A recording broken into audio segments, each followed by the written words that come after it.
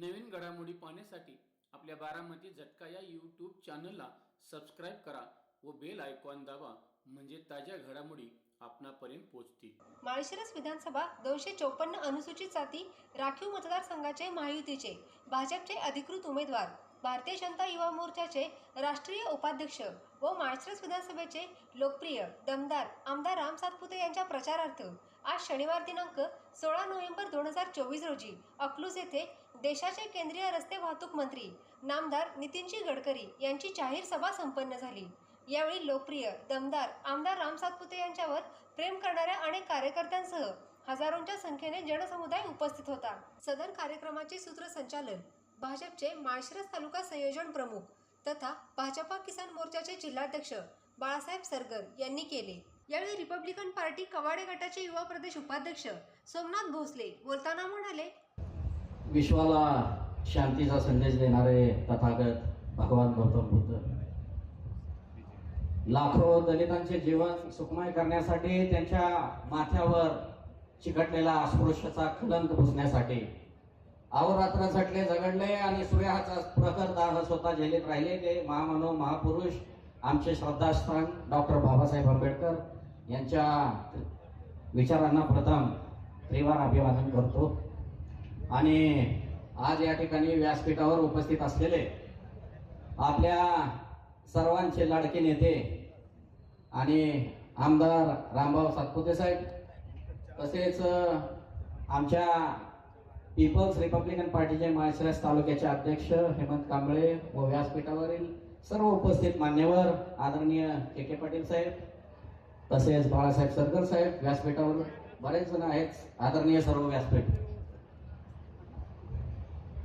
2 दिवसापूर्वी आदरणीय कवाडे सरांचा मला फोन आला की आपल्याला महायुतीचं काम या माळशिरस तालुक्यामध्ये पूर्ण ताकदीने करावं लागणार आहे.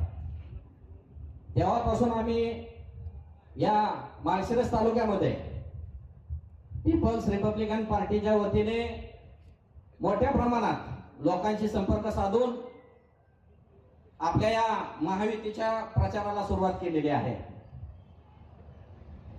आज विरोधी उमेदवार जर आपण बघितला तर अनुसूचित जातीचा असल्याचं सांगतो.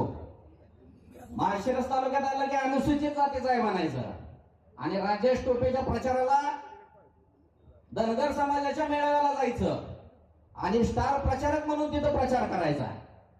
स्टार प्रचारक म्हणून शरद पवार यांनी त्यांना त्या ठिकाणी निवड केलेली आहे. स्वतः शरद पवारांनी सांगितलं की धनगर समाजाचे आम्ही 4 उमेदवार दिलेले आहेत, त्यामधला हा जो आपला विरोधी उमेदवार आहे तो हा उत्तमराव जानकर. खर तर या माळशिरस तालुक्यामध्ये घराणेशाही मोडीत काढून जर दलितांना न्याय देण्याचं काम कोणी केलं असेल तर ते या भाजप सरकारनं केलेलं आहे. कितीतरी लोक, कितीतरी बहुजन समाजाचे नेते किंवा पदाधिकारी या भाजप सरकारने वेगवेगळ्या शासकीय कमिटीवर नियुक्ती केल्या, वेगवेगळ्या पदावर घेऊन त्यांना काम करण्याची संधी दिली. लाडकी बहीण योजना असेल, मुद्रा कर्ज योजना असेल, जे सुशिक्षित बेरोजगार बांधव आहेत, जे आज शिकलेले आहेत पण त्यांना काम धंदा नाही, अशांसाठी मुद्रा लोन योजना या ठिकाणी आयोजित केली.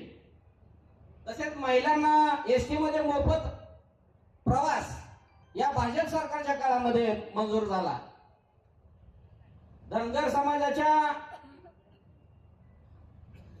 हा जो जातकोर आहे, जो खाटेक धनगर म्हणतोय, हा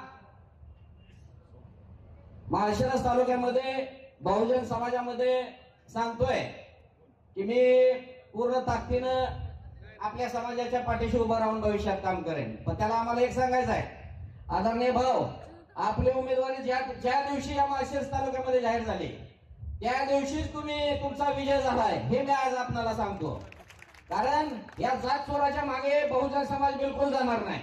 जर आपल्याला खरंच या जात चोराच्या विरोधातली लढाई लढायची असेल तर आदरणीय रामभाऊ सातपुतेंना आपल्याला पूर्ण ताकदीनं पाठिंबा द्यावा लागेल आणि ताकदीनं त्यांना या माळशिरस तालुक्यातून निवडून द्यावा लागेल. मी पीपल्स रिपब्लिकन पार्टीचा महाराष्ट्राचा युवक प्रदेश अध्यक्ष या नात्यानं या ठिकाणी शब्द देतो की अकलूज परिसर माळशिरस तालुक्यामध्ये पीपल्स रिपब्लिकन पार्टी पूर्ण पिंजून काढेल आणि पूर्ण ताकदीनं आपल्या पाठीशी राहून आपण बहुसंख्य मताने या ठिकाणी निवडून याल हा शब्द देतो आणि थांबतो. जय भीम, जय भारत.